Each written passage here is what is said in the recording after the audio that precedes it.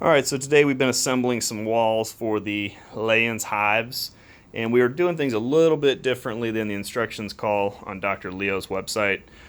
On Dr. Leo's website, he tells you to use a tongue and groove to actually join the two boards. While I'm sure that's a better joint, and ultimately you're going to get something a little bit more secure and longer lasting, for our purposes and the fact that we're trying to go a little bit faster, we just butted them together and used a lot of glue, and then you can see we're Kregging them together. So we've got Kregs pulling from both directions. So this one here is actually pulling this board up, this one here is pulling this board down, and then we just kind of kept rotating as we went across.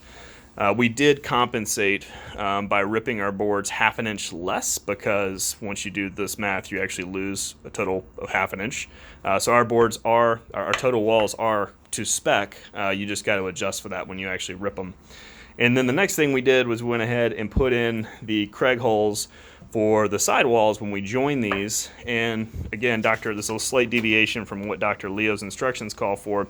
In his instructions, he's saying that you basically just drill in from the outside and you'll get really good adhesion, but then the problem is, one, it's slightly aesthetically less appealing, which doesn't really matter from a functional standpoint, but you do have those holes on the outside, and yes, you can paint over them and seal them and all kinds of things, but it's still a hole, and so over time that's going to be a weak point, whether it's through rot or something like that. So we decided we're going to do them on the inside. The bees will fill all of these holes with propolis, and so they won't even be there for that long, which will just further seal the screws inside the wood and make it a longer lasting hive. So that's how we're doing these walls. We've already actually routed both the bottoms and the top. Bottom for the baseboard, and then the top for our frame rest. So all we really got to do is let these things dry a little bit longer, and then we can go ahead and start putting the sides together, and we've got our box.